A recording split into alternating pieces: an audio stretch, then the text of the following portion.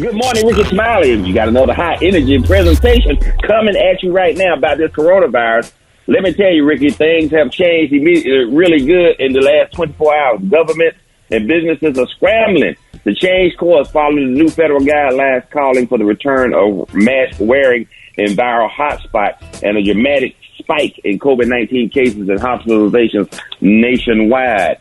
CDC director said Wednesday that the updated guidelines were prompted by new data suggesting vaccinated people can pass on the virus in rare cases.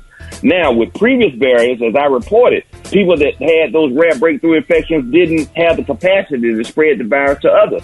So that's why people that were vaccinated fully were being referred to by me as super soldiers. They couldn't catch it. They couldn't pass it to other people.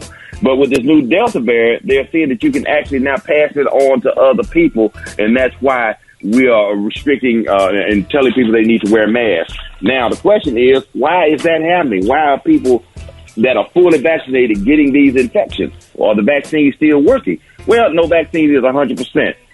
So in this situation, the Pfizer and the Moderna vaccines are 95% with the original strain. That drops to about 88% with the Delta variant, and the one-dose Johnson & Johnson drops down to 72% effectiveness against this new Delta variant. So that's why people are getting large viral loads. They are now capable of carrying it, even though they're not getting significant disease themselves. So they're not getting sick. They're not dying from it if you're fully vaccinated, which is the main reason you want to get the vaccine, to protect yourself. But the mask wearing is because now people are carrying substantive virus in their sinuses and nasal passages, and they're coughing and sneezing, and they can't pass it on to others.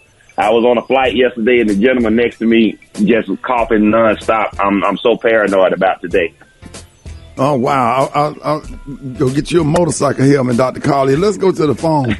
You on with Dr. Collier? Good morning. Good morning, Dr. Collier. I was just wondering, I clean septic tanks and porta cans, and I was just wondering, is there any way that you can contract the virus from that?